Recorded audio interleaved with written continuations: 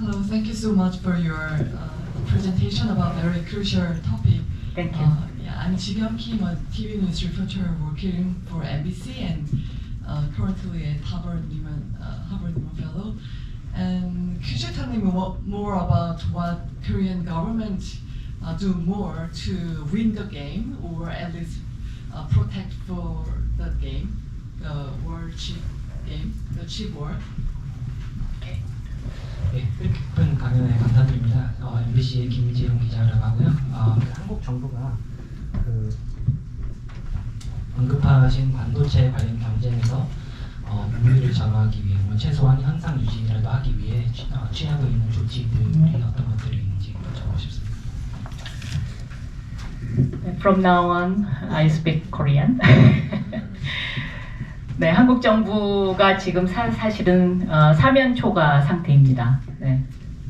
The Korean government nowadays can be described as being in a beleaguered situation.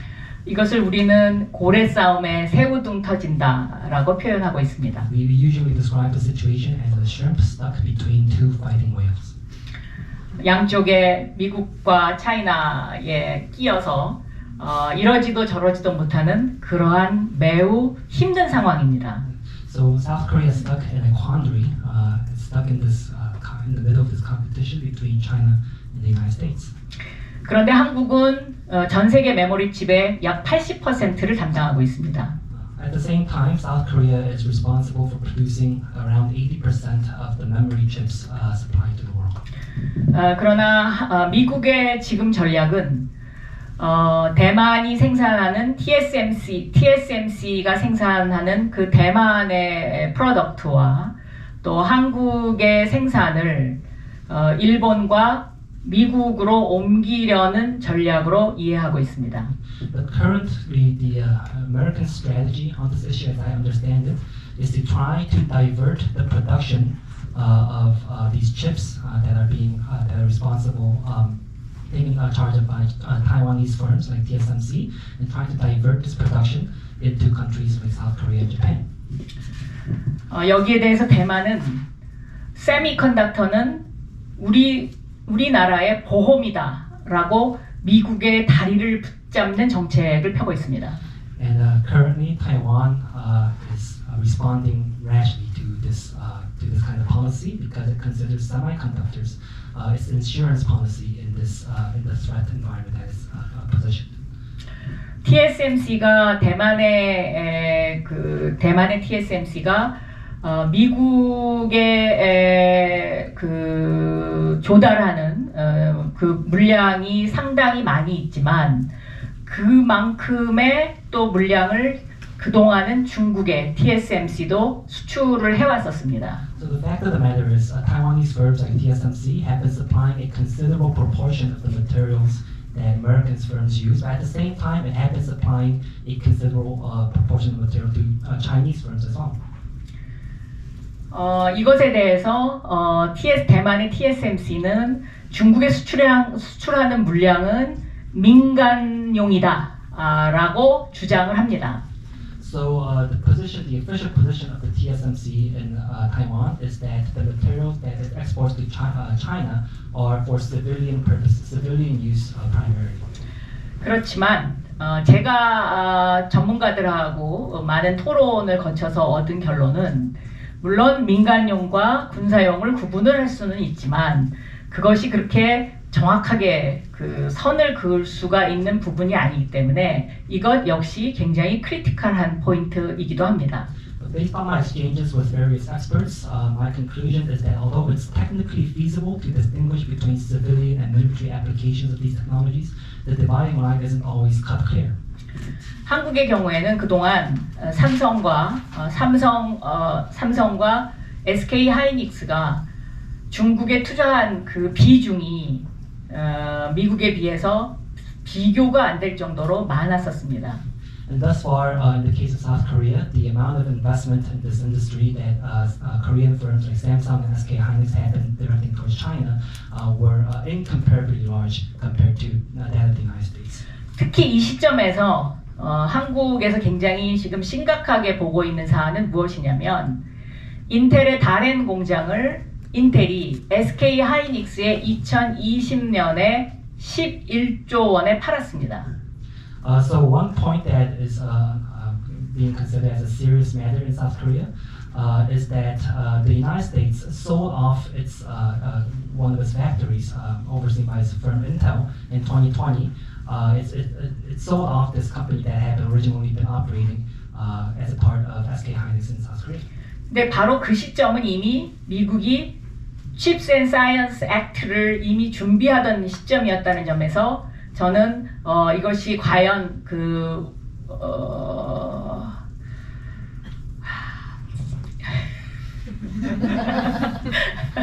과연 앞으로의 그 한국의 경제를 생각할 때 바람직한 것이었냐에 대해 많은 퀘스처닝을 합니다. So my question is, at this time, the U.S. was already laying the groundwork for the Chips and Science Act. So it is possible to raise a question to whose benefit, for whose benefit was this kind of policy enacted?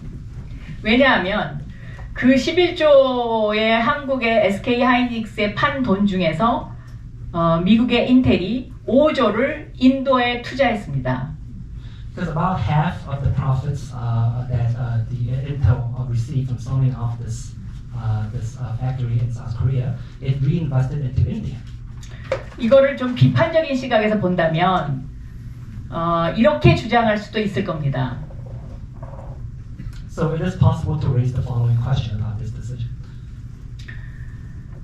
그동안 1985년도에 미국이 일본과의 프라자 협정으로 반도체를 일본에서 생산하지 못하게 하고 나서 한국이 그것을 이어받아서 메모리 반도체 칩을 생산해 갖고 지난 30년 동안 한국의 경제가 쭉 성장을 했었는데 그것에 대해서 미국이 지금 다시 그 베네핏을 걷어가는 것 아니냐라는 그러한 질문을 한국 국민의 입장에서는 충분히 할 수 있다라고 생각합니다. So from the Korean perspective, one question that could be raised is, look, beginning in 1985 with the Plaza Accords between the U.S. and Japan, the U.S. restricted the production of memory chips in Japan and invested the production of those materials in South Korea, which played a key role in South Korea's economic development over the past 30 years. And now it seems like the U.S. is walking back policies that it originally initiated to South Korea's benefit. 또 한국의 삼성이나 SK 하이닉스 입장에서 보면 삼성은 텍사스 어스틴에 반도체 공장을 짓고 있고요. 또 SK 하이닉스도 미국에 상당한 투자를 하고 있습니다. And from the perspective of Korean firms like Samsung and HK Hynix, so Samsung has a large factory, a large presence in Austin, Texas, and SK Hynix is also investing considerable sums in U.S. territory. 그런데 한번 여러분 생각해 보십시오. 일본이 도요타 공장을 제외하고 미국에 투자하는 공장이 있습니까? But consider the following. With the exception of the Toyota factories, does Japan make this kind of direct investment in the United States? 그런 관점에서 보면 지금 고래 싸움과 그 새우등 터지는 이 관점에서 가장 베네핏을 보는 나라는 일본입니다. So from that perspective, given South Korea's position as the shrimp in between two whales, the country, the actor that benefited most from these new U.S. policies was Japan.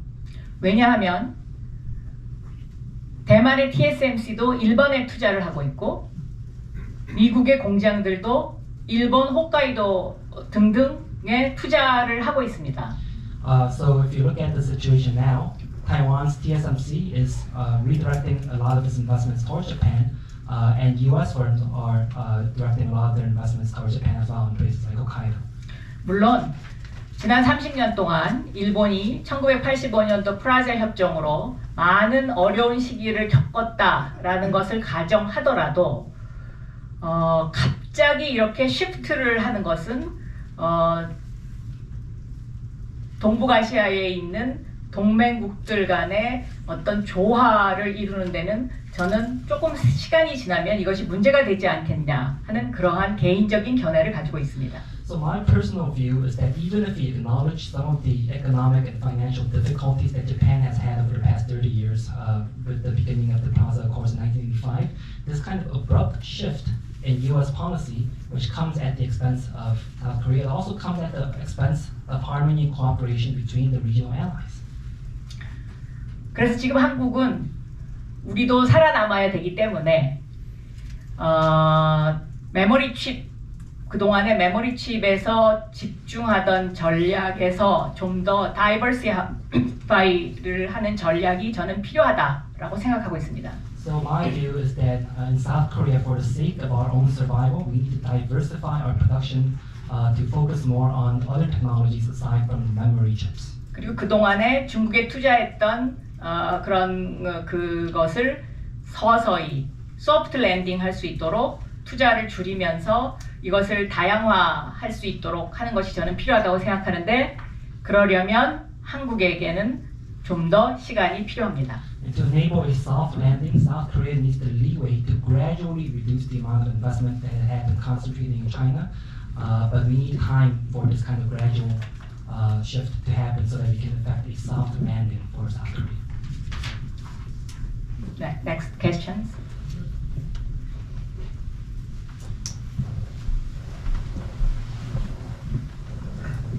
Thank you for your speech. I'm curious about the U.S. media makes a lot of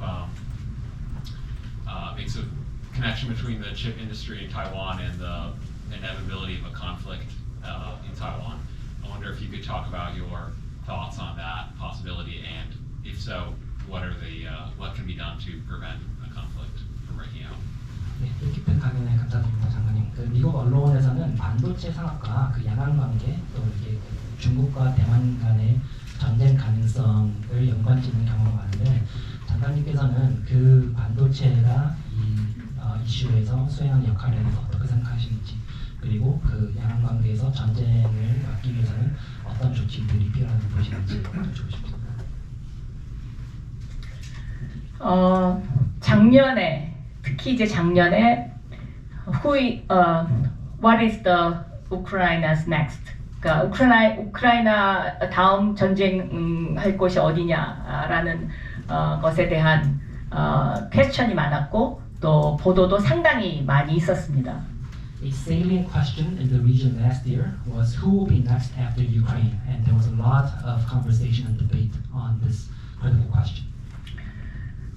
그러면 작년에는 대부분 다 그것이 중국과 대만일 것이다 라고 생각하는 사람들이 많았죠. And last year, obviously, the assumption among a lot of people was that Taiwan would obviously be the next target in this kind of war that has happened. 그러나 올해 들어와서는 그러한 우려를 하는 그 높이가 상당히 줄어들었습니다. But this year, these concerns seem to have subsided. 그 이유는 작년에 10월 달인가요? 샌프란시스코에서 시진핑과 바이든 대통령이 만났습니다. One of the reasons has to do with the fact that last October in San Francisco, President Joe Biden and President Xi Jinping had a summit meeting. 그 미팅 이후로 미국과 중국과의 관계가 지금 서로 대화 국면으로 접어들고 있습니다. So after that meeting, the perception is that the U.S. and China are trying to work out their differences through discourse and engagement. 물론 이 대화가 과거처럼 그런 대화라는 의미는 아니고 어떤 대화라는 의미냐면 디커플링에서 디리스킹으로 포지션을 바꾸면서 시작된 대화입니다. But of course, we do not expect this discourse to be lead to as intimate of U.S.-China relations as it has been in the past. What it does entail, however, is that U.S. strategy is shifting from what was once called decoupling from China to a policy of so-called de-risking. 케네디 스쿨의 그레이엄 앨리슨 교수는 작년 10월에 샌프란시스코 회담을 계기로 앞으로 중국과 미국이 좀 더 실리를 찾게 될 것이다 라는 발언을 수업 시간에 하기도 했었습니다. So Professor Graham Allison of the Harvard Kennedy School argues that after the San Francisco summit, both the United States and China are likely to at least try to effect more pragmatic relations and pragmatic policies toward each other. 왜냐하면 첫째, 그동안 미국이 취한 중국에 대한 생션으로 인해서 중국의 경제가 나빠지고 있고 특히 중국의 부동산 문제가 상당히 심각하고 그 다음에 중국의 청년 취업률이 지금 실업률이 20%를 넘어서고 있습니다. So one of the reasons for this is that as a result of U.S. economic sanctions on China, this is having an economic toll on Chinese economic livelihood. For example, its housing costs are soaring, and its rate of youth unemployment last year soared to 20%. 그래서 시진핑도 할 수 없이 포지션을 살짝 바꾼 것이다라고 저는 그렇게 생각하고 있습니다. So how I interpret this is that this forced Xi Jinping to slightly amend his policy. 반면에 코리안 페닌슐라 이슈가 부각되고 있습니다. At the same time, the Korean Peninsula is becoming a salient issue once again. 왜냐하면 북한이 러시아에 무기를 제공하고 있고 이 무기가 지금 사용되고 있는 것들이 유럽으로부터 엄청난 항의를 받고 있습니다. And one of the reasons is that North Korea is one of Russia's prime weapon suppliers, and this obviously causes a lot of distaste and protest among the European countries. 그래서 지금은 오히려 중국의 대만 침공보다는 한반도 이슈가 더 serious하고 크리티컬하다고 저는 보고 있습니다. So my sense is that more than the prospect of a Chinese attack on Taiwan, issues surrounding the Korean Peninsula are likely to increase in salience over the coming years. Next.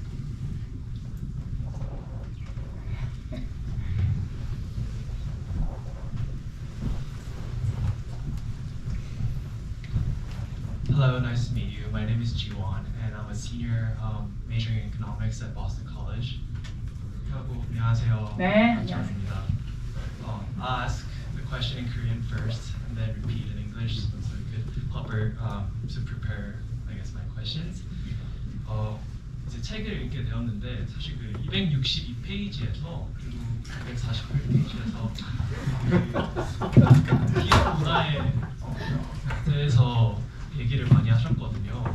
그래서 수평적인 기업 문화 그리고 비메모리의 비중을 뛰어넘기 위해서는 그런 문화들이 정착되어야 된다고 하시면서 엔비디아를 예로 드셨는데 사실 그 얘기를 하시면서 가장 키로 거론하셨던 게 책임에 대한 얘기를 하셨거든요. 사실 우리나라 기업들 같은 경우에는 해고의 자유 또는 직원들 입장에서는 이직의 자유가 많이 미국만큼 보장되지 않기 때문에 그 책임이라는 문화에서 조금 거리가 떨어져 있는 것 같은데 혹시 장관님 생각은 어떠신지 또한 이런 것에 대한 정책이나 그런 생각이 있으신지 궁금합니다.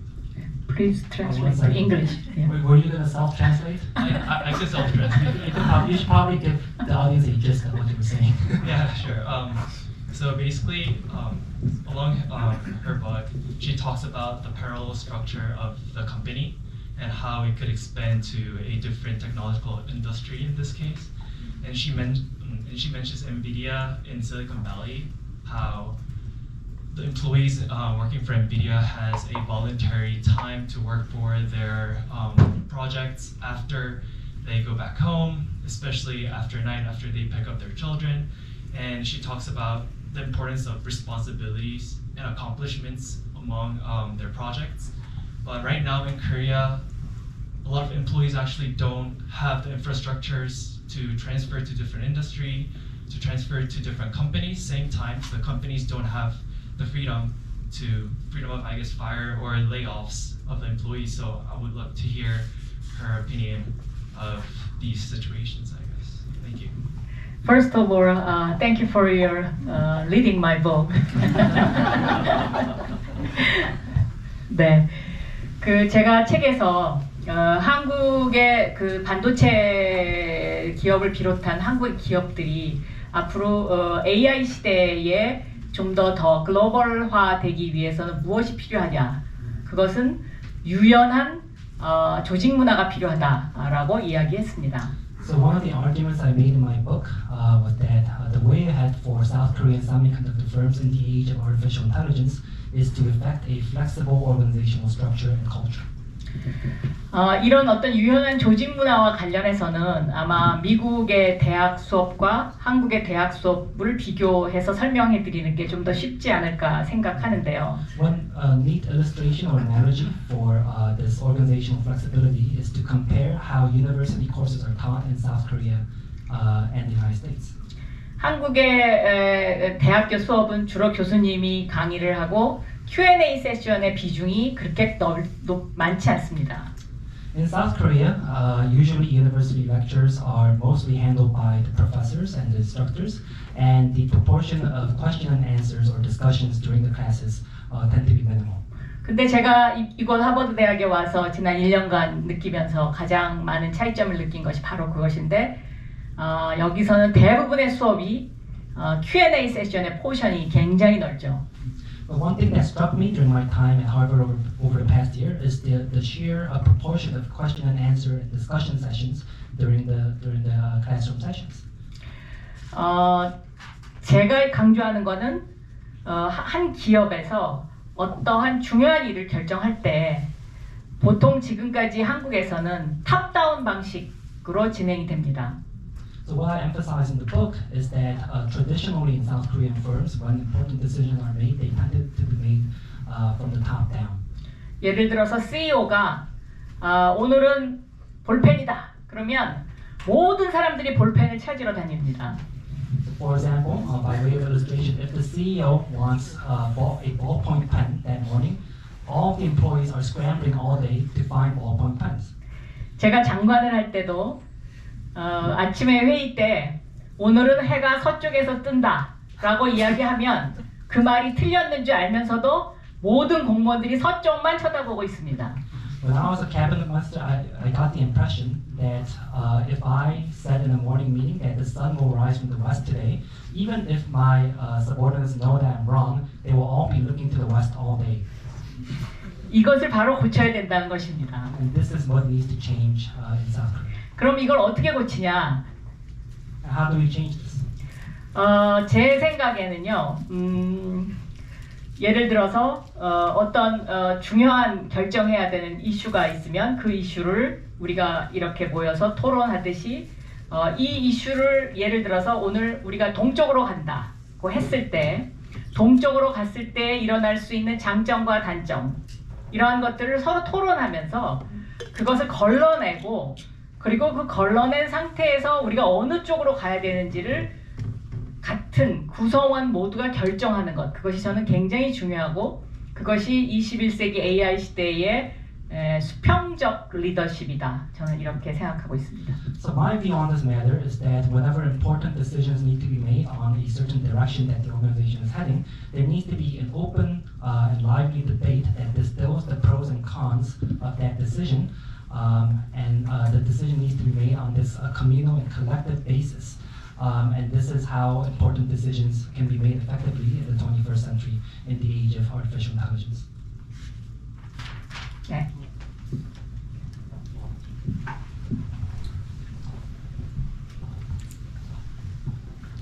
Hi, my name is Jae-woo Yoon, and I'm a sophomore majoring in international studies in BC right now. 안녕하세요, 저는 윤재우고요. 네. 지금 BC 2학년으로 재학하고 있는 학생입니다. I'll repeat the question in English again, but 그 봤을 때 저기 국가들이 이제 develop 할 때 이제 많은 국가들이 제조업에서 이제 서비스업이나 이런 쪽으로 많이 시프팅을 하고 있는데 한국 같은 경우에는 개발도상국에서 선진국으로 개발이 되었을 때 아직까지도 제가 리서치한 바로는 25%의 GDP의 25%가 아직도 제조업에 굉장히 포커스되고 있는데 혹시 장관직을 하실 때 그런 거를 조금 중소기업을 대상으로 그런 것들을 많이 바꾸시려고 노력을 했으셨는지 아니면 나중에 다시 뭐 장관이 됐다고 하셨을 때 그런 거를 바꿀 의향이나 바꾸는 방향이 혹시 계획이 있으신지 한번 여쭤보고 싶습니다. 네. I'll translate in English again. So countries while developing have decreased their reliance on the manufacturing sectors, and I just wanted to know what is your thought about the heavy reliance on manufacturing industry in Korea, which is about 25% of the total GDP. And would you say it's dangerous or in need of improvement? And what would you do if you were re-elected as the Minister of SMEs in Korea? 네, G10 국가 가운데서 제조업이 강한 나라가 한국, 이태리, 독일입니다. Among the G10 countries, the advanced countries that still have a strong manufacturing base are South Korea, Italy, and Germany. 심지어 미국이 한국을 보는 시각은 반도체에서도 한국은 semiconductor manufacturing country입니다. So when the U.S. looks at South Korea as one of the suppliers of semiconductors, it looks at South Korea in terms of its strength in manufacturing semiconductors. 이 manufacturing의 비중이 25% 정도 된다는 것은 저는 나쁜 것은 아니다라고 생각하고 있습니다. So I disagree with the notion that having 25% of our GDP handled by manufacturing is necessarily a bad thing. 왜냐하면 manufacturing은 인더스트리의 기본이니까요. Because manufacturing is the essence of modern industry. 지금 미국은 이 manufacturing의 비중이 너무 낮기 때문에 여러 가지 문제가 발생하고 있는 And 것입니다. actually, many of the economic problems that the U.S. is facing today is precisely because the proportion of manufacturing in its economy has dwindled too much. 그럼 왜 한국이 서비스 분야가 다른 선진국에 비해서 낮냐? 이 문제를 우리가 깊이 들여다봐야 됩니다. So we need to think about the reason why the service sector, or the proportion that the service sector is responsible for in the South Korean economy, has been relatively low compared to other advanced countries. 그것은 소프트웨어 파워가 약하기 때문입니다. And the reason is that South Korea's strength in software is weak. 반도체를 비교하면 소프트웨어 파워는 바로 architect, 디자이닝입니다. So when we talk about the semiconductor industry, the software corresponds to the architecture or design of these chips. 바로 이 디자인 분야가 가장 강한 곳이 미국입니다. And the country that has is the strongest in this design aspect is the United States. 그래서 미국은 세미컨덕터에서도 매뉴팩처링을 갖고 있지 않지만 슈퍼 파워국이고 sovereignty 국가입니다. So this is why we can consider the U.S. A superpower and sovereign state in the realm of semiconductors, despite the fact that it has a low proportion of manufacturing semiconductors in the United States. 그러면 이 소프트웨어를 어떻게 강화할 것이냐? 이것이 앞으로 한국이 가야 될 중요한 미션입니다. So the way ahead for South Korea is to consider deeply how to strengthen the software aspect of this industry. 그것은 아까 조금 전에 그 문화, 조직 문화를 질문하셨던 그분의 질문하고 연관성이 있는데요. 소프트웨어를 강화하려면 유연한 조직 문화가 없이는 이것은 불가능합니다. And this gets back at the point I made about organizational culture and structure in response to the previous question. In order to strengthen the software aspect of this industry, having organizational flexibility is key. 코딩을 예를 들면요. 코딩도 테크닉만 있어갖고 할 수가 없습니다. So when we talk about coding, for instance, coding is not done properly just by having the technique. 코딩을 잘하려면 근본 원리를 이해해야 되고 그 다음에 그 디바이스가 왜 거기에 필요한지에 대한 그 환경을 전체를 다 알아야 되기 때문에 그래서 스티브 잡스가 인문학과 IT의 결합이다라는 이야기를 한 것입니다. So in order to be a master at coding, you can't just have the technique. You need to understand how its function fits into the overall environment that it's operating in. And you need to have a comprehensive assessment, which is why people like Steve Jobs tended to emphasize over and over again the integration of the humanities and the technological sector. 근데 여기서 한 가지 우리가 주의 깊게 봐야 될 부분은 중국은 아직도 커뮤니스트 조직을 갖고 있는데도 불구하고 설계 부분에 있어서 미국을 쫓아올 만큼 발달하고 있다는 것입니다. But one point to note here is that although Chinese firms still have a rigid communist structure, many of them, it's still on the verge of catching up to the United States in these design aspects in recent years. 그것에 아마 그 이유를 누가 논문을 쓴다면 저는 굉장히 훌륭한 논문이 될 것이다라고 생각하고 If 있습니다. someone writes a research paper or project or article about this, I think that article would just rack up citations over the coming years. 그 이유가 어디에 있느냐? 이 사람들이 해킹을 잘해서 그러냐? 아니면 정말 크리에이티브한 뭔가 지인이 있느냐? 분명히 이걸 원인을 좀 저는 밝힐 필요가 있다 이렇게 So 생각하고 how 있습니다. do Chinese firms achieve this? Is it hacking? Is it through industrial theft? Or is it through some kind of baseline creative brilliance? Someone needs to figure this out. 네.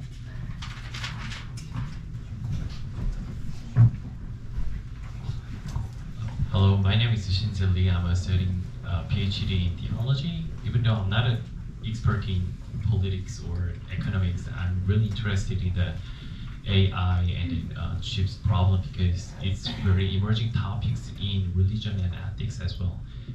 한국말로 이제 질문하도록 하겠습니다. 여태까지 이제 외적인 요인에 대해서 많이 평가를 해주셨는데 한국 내적인 요인에 대해서도 이제 얘기를 해주셨으면 좋겠습니다. 첫 번째로는 지금 딱 떠오르는 건 세 가지 내적 요인이 있는데 첫 번째로는 RE, 그러니까 Reusable Energy 100, 그러니까 RE 100에서 리포트를 냈는데 한국이 기업들에게 가장 어려운 곳이고, 그러니까 재생산 에너지를 ASML reports that Korea is very difficult to RE 100. Yeah. 그게 첫 번째 요인이고 두 번째 요인은 올해 들어 이제 5조 정도 R&D 예산이 삭감됐고 그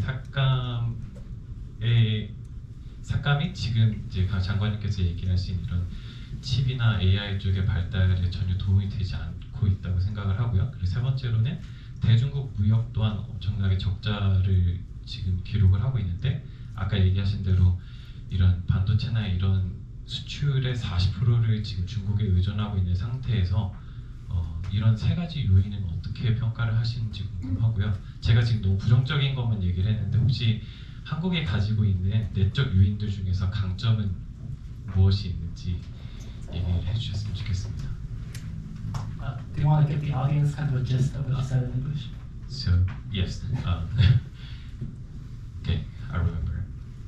So you just mentioned that you just evaluated the external factors surrounding the Koreas, but I want you to evaluate the internal factors in Korea. So I can list the three factors. First one is RE 100 meta reports that Korea is the most difficult countries for the companies to get the renewable energies. Second factor is that current government cut the 5 trillion won budgets, which is equivalent to like a 4.5 billion dollars budget to the R&D budgets. And the third one is that you just mentioned that the 40% of the trade of the chip is to the semiconductors to the China, but very currently and recently the trade rates to the Chinese has been decreased a lot. And then can you,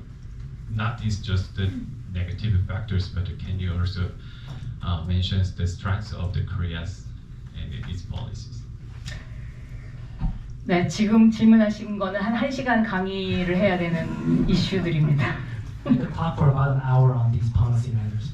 간단하게 대답하겠습니다. I'll keep it short. Yeah. 우선 RE100 문제는 지난해 연말에 윤석열 대통령이 방문했던 네덜란드의 반도체 장비 회사 ASML이 2023년도 리포트를 냈는데 거기에서 한국이 문제다. 뭐가 문제냐? 바로 이 재생에너지 부분과 관련해서는 한국이 매우 지금 디피컬트하다. 이렇게 보고서를 얼마 전에 냈죠. 네. So one of the points that was raised during your question was that when President Yoon visited the Netherlands recently, one of their major firms issued a report. In their 2023 report, they observed that in the matter of renewable energy, South Korea is in a very difficult, challenging situation. 이 RE100은 이미 유럽에 있는 국가들은 RE100을 준수하지 않으면 수입도 하지 않고 수출도 하지 않겠다라고 라고 발표한 지가 벌써 2-3년이 됐고요. 미국의 애플도 또 다른 빅테크들도 이 아리백은 우리가 함께 살아가는 커뮤니티 공동체에 우리가 지켜야 되는 하나의 그것이다. 재생에너지로 이것을 생산하는 어떤 그런 약속입니다. So many European companies, many European countries have policies restricting export and import of these technologies unless they rely on renewable energy sources. They have been enacting these policies over the past 2 or 3 years, and U.S. firms like Apple and other major companies consider this a core part of their value to shift production and supply to renewable resources. 물론 한국은 자연 환경이 재생에너지를 하기에 적절한 국가는 아닙니다. Well, of course, South Korea is disadvantaged in terms of its natural environment to rely primarily or mostly to shift a lot of its activities toward renewable energy sources. 원자력을 가장 먼저 떨쳐냈던 독일처럼 수력 발전이 한국에서 강한 것도 아니고요. 또 태양 에너지를 받아서 이것을 다시 재생할 만한 그런 충분한 면적이 있는 나라도 아닙니다. So Germany successfully shifted to hydro energy after ridding itself of reliance on atomic fuel, but South Korea is not in a position to do that, and also is not in a position to, for example, rely primarily on solar energy. 그러나 우리가 RE100을 추구하기 위해서 저는 충분히 우리가 할 수 있는 만큼의 노력을 해야 된다라고 생각하고 있습니다. However, my sense is that South Korea should still try, do its best to join this movement toward renewable and sustainable energy sources. 그래서 제가 여러분에게 새로운 그 비즈니스 opportunity를 드린다면, 예를 들면 비가 많이 오는 나라, 인도네시아라든가 뭐 브라질이라든가 이런 밀림이 있는 나라들 아니면 또 뭐 사막이 많은 나라들에 가서 나무를 많이 심는 그런 사업을 누군가가 한다면 그것을 한국에 있는 빅테크들이 그 탄소 배출권을 사들이는 그러한 정책이 저는 필요하지 않나. 그리고 여러분들이 거기에 좀 앞장서 주시면 어떨까 이런 생각도 하고 있습니다. So one plausible business idea or proposal that I will pitch to you is if there are countries like Indonesia or Brazil that have a lot of rainfall, or countries that have a lot of desert or desertification in their territories, maybe South Korean big companies can enact a policy of purchasing carbon emission rights from these countries, and maybe young people like you could be at the forefront of pursuing those kinds of opportunities. 그리고 5조 R&D 예산이 깎인 거와 관련해서는 아마도 그것은 한쪽의 이야기만 듣고 급하게 내린 정책이 아닐까, 그리고 포퓰리즘적인 정책이 아닐까 그렇게 생각을 합니다. My personal sense regarding the 5 trillion won reduction in R&D budget in the current government, my sense is that this was a policy enacted due to abrupt decision making and kind of pandering to populist pressures. 제가 중소벤처기업부 장관을 할 때 독일 경제부 장관을 만나서 이런 질문을 한 적이 있습니다. So I posed a question to the German economics minister while I was serving as the minister of SMEs in Korea. 독일은 어떻게 해서 그렇게 중소기업이 강한 나라가 됐느냐라고 질문했습니다. So how did Germany become such a leading country in terms of small and medium-sized enterprises? 그랬더니 그 독일 경제부 장관의 대답은 너무나 의외였습니다. And the German minister's reply was shocking to me. 우리는 그동안 밑빠진 독에 물 붓기 정책을 해왔다. 중소기업을 위해서. So his response was that Germany had just been tilting at windmills when it comes to policies regarding small and medium-sized enterprises until that point. 그리고 그동안에 중소기업에게 R&D 자금 투자한 것을 통계를 내보니까 정부에서 열심히 심사해가지고 그 숫자를 줄여서 투자를 한 경우와 그렇지 않고 그냥 신청한 기업에게 무작위로 다 준 경우에 그 확률이 결과적으로는 같았다는 겁니다. And interestingly, when we look at the statistics, he observed that when we pulled the statistics, so you composite companies that were selected for R&D investment from the government based on meticulous assessment and analysis by government officials, and those to those whom investment was doled out on more liberally, And interestingly enough, the performance between those two tended to be largely equivalent. 저는 R&D와 관련해서는 한국 정부가 미국의 R&D 정책을 벤치마킹할 필요가 있다라고 생각하고 있습니다. So my sense is that when it comes to research and development, South Korea needs to benchmark the U.S. experience. 미국은 크게 세 단계의 R&D 자금을 정부에서 뿌려주죠. So the U.S. has a three-phase procedure for its R&D investment. First step은 그냥 웬만하면 신청한 사람들을 거의 다 줍니다. So in the first phase, these investments are doled out relatively liberally to any firm or any company that applies for them. 바로 이것이 독일 경제부 장관이 이야기한 정책과 일맥상통한다고 생각합니다. And this correlates with kind of what the German minister was telling me as well. 2스텝, 3스텝 올라갈 때는 굉장히 그 다음부터는 힘들어집니다. 그리고 정부가 여러 가지 서류 제출도 많습니다. But when it comes to the second and third steps, the requirements become more stringent, the hurdles become higher, and the amount of paperwork and documentation you need to provide to get these higher levels of investment tend to increase dramatically. 그래서 한국 정부가 이런 미국의 R&D 정책을 좀 더 깊이 있게 검토할 필요가 있지 않나 저는 그렇게 생각하고 있습니다. So what South Korea needs to do is to study and try to benchmark this kind of procedure for its R&D investment policies. 그 다음에 중국의 수출이 줄어들어서 한국 경제가 힘듭니다. And regarding the diminishing exports to China and the difficulties this has created for the South Korean economy, 그러면 여기서 우리가 수치를 확인해 볼 필요가 있는데요. we need to look at the numbers carefully here. 작년에 미국의 중국에 대한 수출이 줄었습니까? Last year, did the aggregate amount of American exports to China decrease? 그렇지 않습니다. No, they didn't. 지금 일본의 중국에 대한 수출이 어마어마하게 늘어나고 있습니다. And actually, Japan's exports to China are increasing in recent years. 특별히 반도체 장비 회사 쪽의 대중국 수출이 일본의 대중국 수출이 어마어마하게 늘어나고 있습니다. In particular, Japanese exports of semiconductor equipment to China have been expanding dramatically. 그래서 저는 이런 부분을 이 policy maker들이 좀 자세하게 들여다보고 정책을 좀 더 sophisticated하게 조율할 필요가 있지 않나 이렇게 생각하고 있습니다. So what policymakers need to do is to take a realistic and careful assessment of these numbers and come up with more sophisticated and coordinated policies. 네. I'd like to have one last question. 네, 오늘 좋은 강연 감사합니다.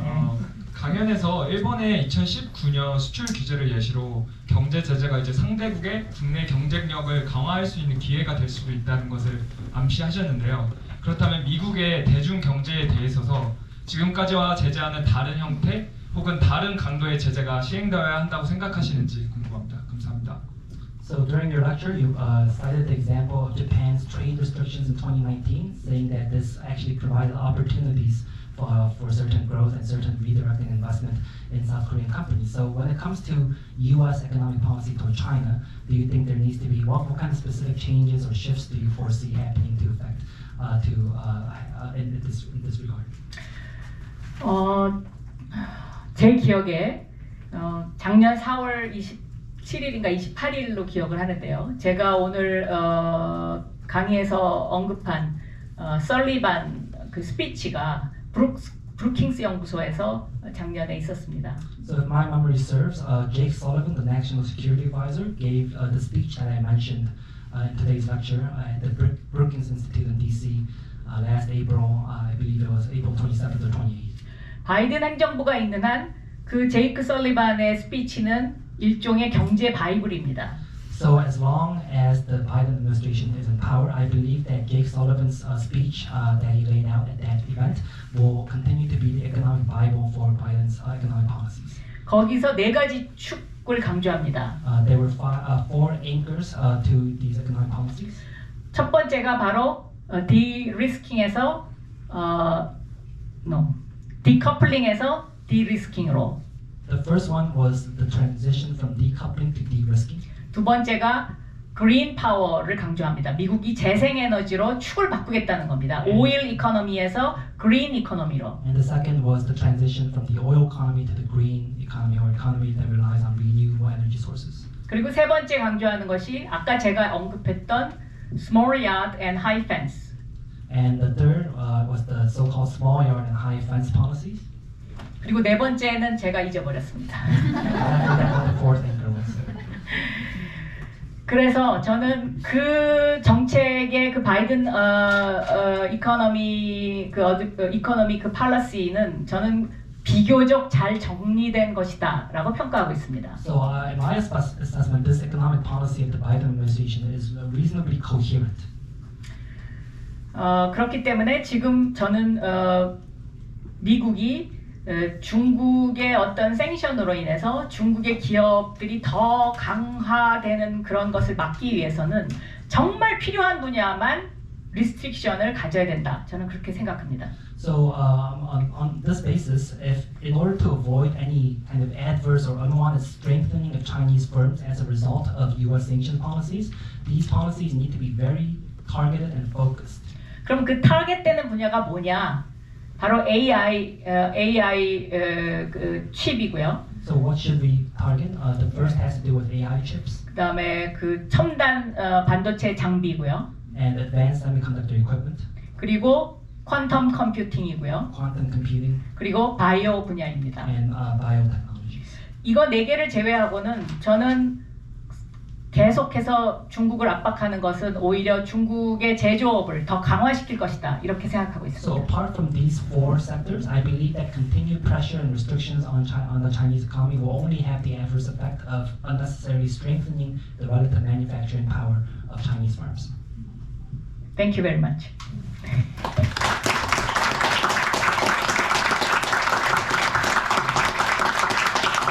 Thank you for your enthusiastic question. Thank you.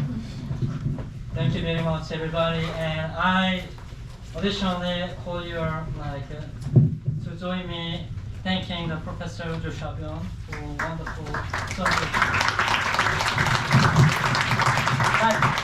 One last my question to very famous professor, China specialist Bob Ross. Do you 리시 정치학과의 로버트 로스 교수님께 질문 드리겠습니다. Do you agree my opinion about this? 오늘 제시한 그 말들에 동의하시는지요? Thank you. I'm very embarrassed. I wish I was just as optimistic as you were about American policy. 제가 장관님만큼 미국 외교 정책에 대해서 그렇게 긍정적일 수 있었더라면 참 좋겠습니다. I think nothing has changed despite our dialogues. 그 수사만 바뀌었을 뿐 실질적으로 변화된 건 하나도 없다고 봅니다. The fence is high, but the yard keeps getting bigger. 펜스는 높을지 몰라도 야드는 계속 늘어나고 있기 때문입니다. Right. We use de-risking because it sounds more peaceful. 디리스킹을 논하지만 이것은 그냥 수사적으로 조금 더 유하게 들리기 때문입니다. But I don't think our technology policy has changed. 근데 실제로 이런 기술들에 대한 정책이 실질적으로 변화됐다고 생각하지는 않습니다. We talk more with China, but we have not changed our behavior. 중국과 대화도 많이 하지만 실질적인 행동이 바뀐 부분은 많이 없다고 생각합니다. So the sources of conflict have not changed. 그래서 갈등, 불안 요인을 야기하는 요소들은 산재해 있다고 생각합니다. But I am more optimistic than you are about the Korean Peninsula. 하지만 장관님보다 한반도의 위기나 한반도의 문제에 대해서는 조금 더 긍정적입니다. I do not worry about Russia. There is not much left of Russia. 저는 러시아 같은 국가에 대해서도 그렇게 많이 걱정하지 않습니다. But thank you for your wonderful talk. 하지만 뜻하지 감사합니다. 제가 교수님한테 한 가지 부탁의 말씀을 드리겠습니다. So Bob wants to ask you a favor. She wants to ask you a favor, Bob. 저는 미국하고 중국이 대화를 하고 있다, 다이얼로그를 하고 있다는 점에 대해서는 굉장히 높은 점수를 주고 있습니다. So I still think it's a very positive development that the U.S. and China are engaging in dialogue. 그래서 그런 교수님께서 지금 말씀하셨던 것처럼 대화는 하고 있지만 하나도 변하지 않다라는 것에도 저는 동의를 합니다. So I agree, like you said, Bob, that even though there's rhetoric and discourse, nothing is changing substantially. 그러나 대화하고 있다라는 그 자체에 대해서는 저는 점수를 많이 주고 있고요. 그리고 교수님께서 지금 말씀하셨던 것처럼 야드가 점점 넓어지고 있는 것도 맞습니다. But the mere